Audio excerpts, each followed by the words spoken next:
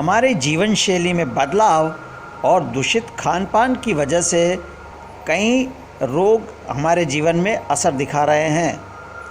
Thyroid एक ऐसा ही रोग है जो जब शुरू होता है तब पता नहीं चलता, लेकिन धीरे धीरे वो अपना असर दिखाने लगता है।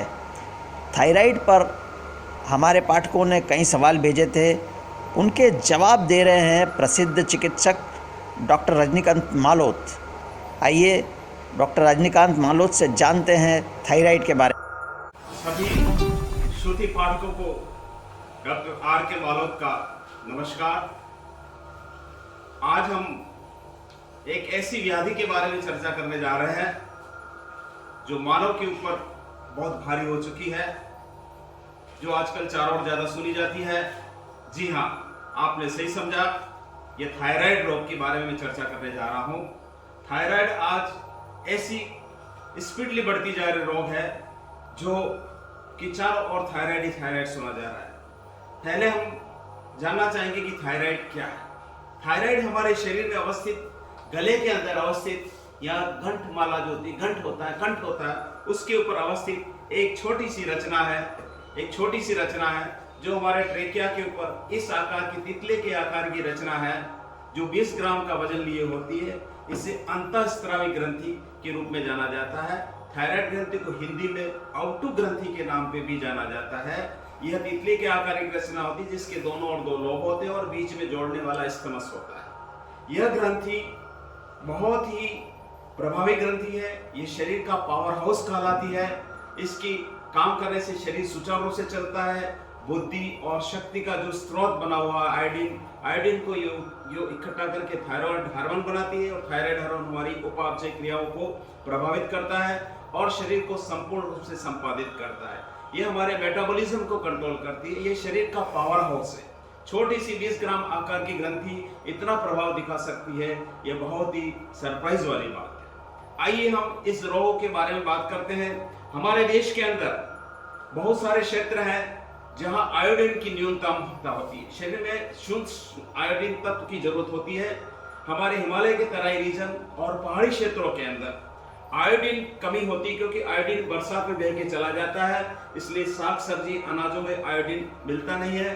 और हमारे देश के अंदर आयोडीन विकार की जो बीमारी हो रही है, आयोडीन डेफिशिएंसी डिसऑर्डर, आयोडीन न्यूनतम विकार, जिसके अंदर गले के अंदर घेंगा रोग हो जाता है, जिसे गोइटर रोग भी बोलते हैं, कई लोग गंठमालाई भी बोलते हैं। ये देश में पहले बहुत हुआ करता था क्योंकि आयोडीन की कमी हमारे भोजन में बनी रहती थी। इसका राष्ट्रीय लेवल के ऊपर हमारी सरकार ने एक उपाय किया है कि जो भी नमक मिले उसके अंदर आयोडाइज्ड नमक दिया जाता है, जिससे ये आयोडीन की कमी कम हो गई है।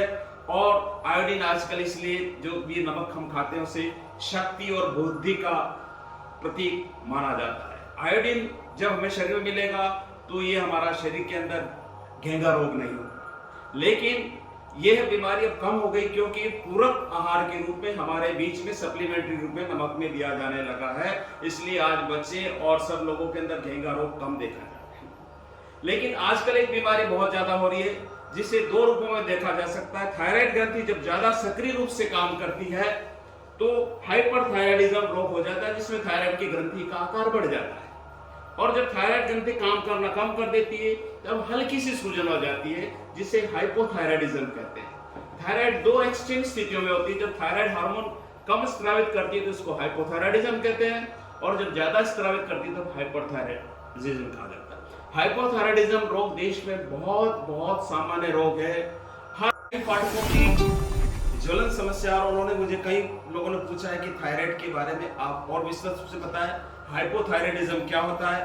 तो मैं हाइपोथायराइडिज्म की चर्चा करता हूं, जिसमें थायराइड हार्मोन का स्राव हमारी थायराइड ग्रंथि कम करती है, कम करने लग जाती है, स्राव बनने कम लग जाता है, थायराइड हार्मोन का स्राव कम होने लग जाता है। जब थायराइड हार्मोन का स्राव कम होने लगेगा तो शरीर के अंदर थायराइड की कमी से शरीर के मेटाबॉलिज्म प्रक्रिया, उपापचय क्रिया कम पड़ जाएगी, शरीर में ठंडा पड़ाने लग जाएगा, शरीर झपकियां लेने लग जाएगा।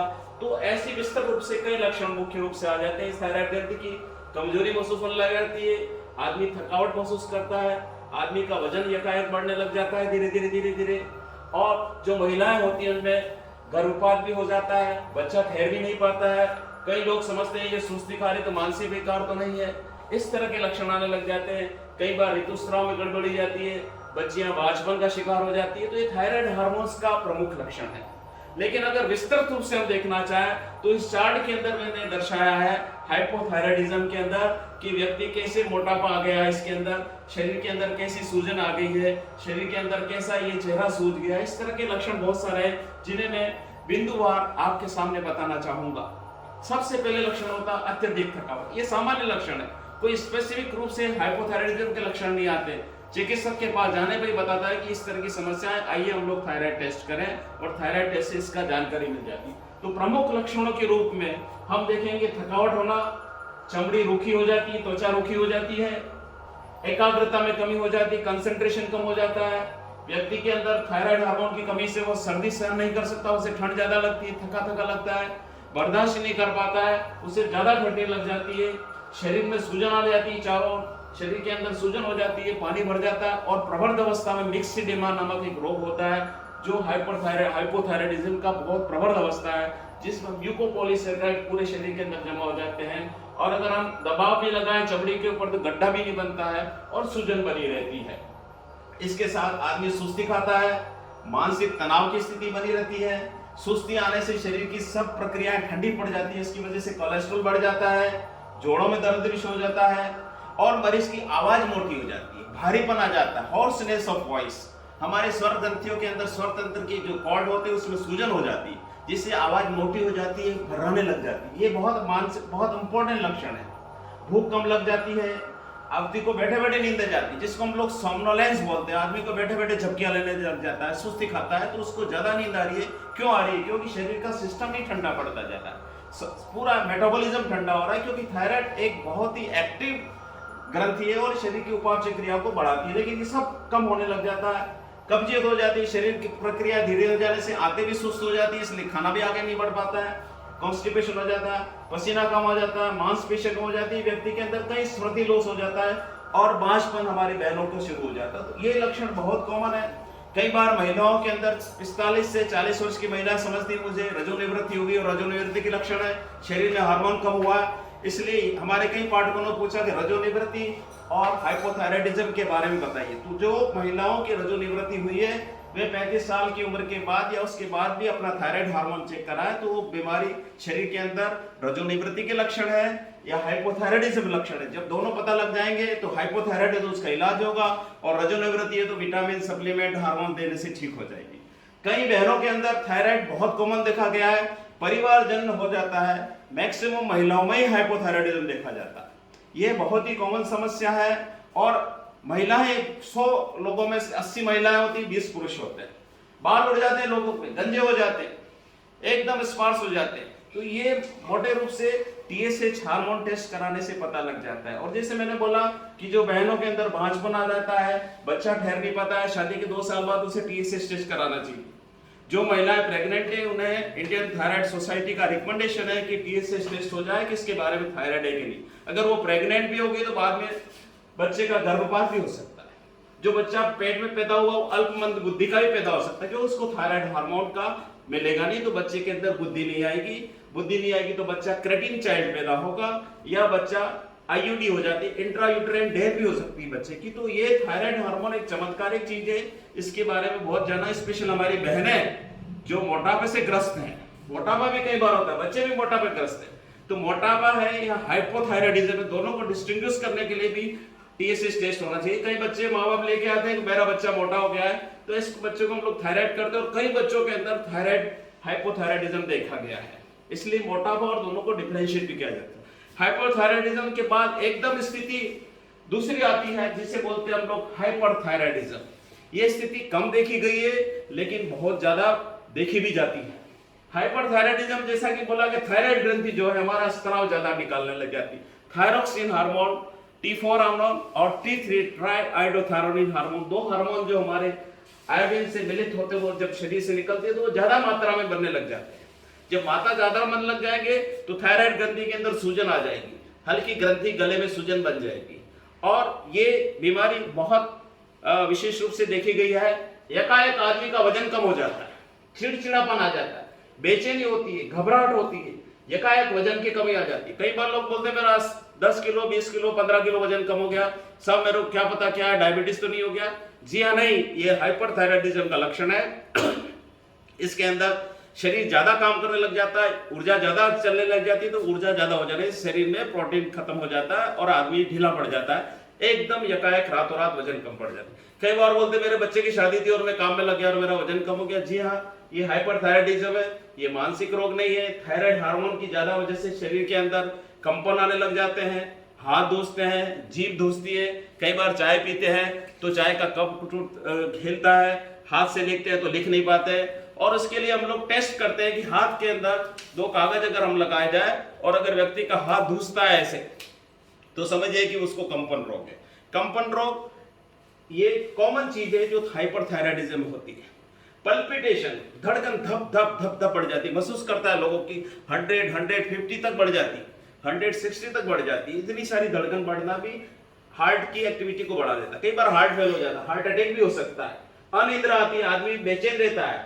कई बार आदमी बार बार दस जाता है, आते ज्यादा काम करते बार बार मोशन आता है, इसको बार बार मोशन जाता रहता है। इस तरह के लक्षणों से बहुत सारी चीजें हो जाती है। और प्रमुख रूप से कुछ लोगों के अंदर आंखों के जो आईबॉल है बाहर आ जाते हैं, जिसको हम लोग एक्सोप्थेल्मोस बोलते हैं, आंखें बाहर आ जाती है, वो प्रवर्त अवस्था होती है। और ये ग्रेवेस डिजीज के नाम से जाना जाता है। थायराइड की एक विशेष डिजीज है, that is called as a Graves disease.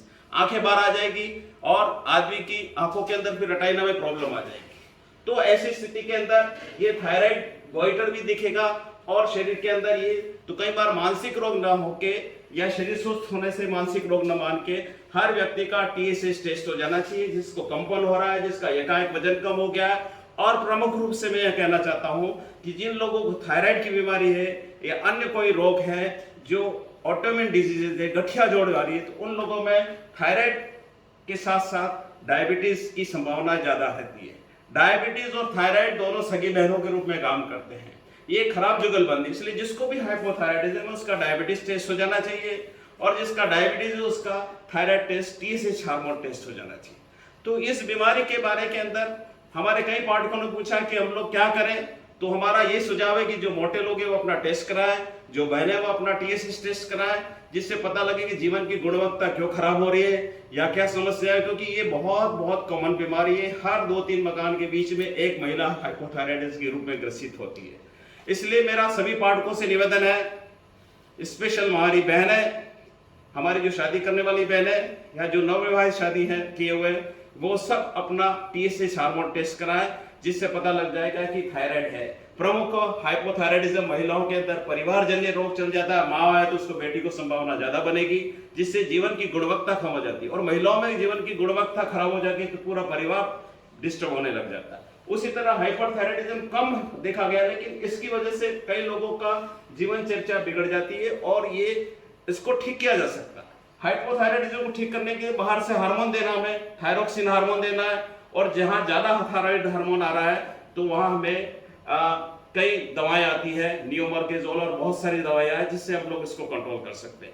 इसलिए मेरा सभी पाठकों से निवेदन है, चारों ओर आज बहुत क्वेश्चन मुझे मिले, लेकिन प्रमुख रूप से हाइपोथायराइडिज्म को देखने के लिए हमें देखना है कि हमारे चिकित्सक को बताएं। अगर आप थकावट महसूस कर रहे हैं, आप रजोनिवृत्ति की महिला हैं, या आप बुढ़ापे में ग्रस्त हैं, या आपको डायबिटीज है, या आपका बच्चा मोटापा है, या आप स्वयं मोटे हैं, तो आप निसंदेह अपना TSH टेस्ट कराएं। अगर TSH टेस्ट 10 से ऊपर आता है तो समझिए कि आपको हाइपोथायराइडिज्म है, या कई बार सब क्लिनिकल हाइपोथायराइडिज्म भी देखा जाता है। वो थायराइड की एक सामान्य अवस्था है जिसे सामान्य दवाओं से रिप्लेसमेंट थेरेपी से ठीक किया जा सकता है और जीवन की गुणवत्ता बढ़ाई जा सकती है, जीवन के अंदर वापस फुर्ती स्फूर्ति आ सकती है, क्योंकि आयोडीन स्फूर्ति और बुद्धि का प्रतीक है, हमारी बुद्धि को भी चलाता है और हमारे जीवन के अंदर एक गुणवत्ता बनेगी और जीवन अच्छा चलेगा।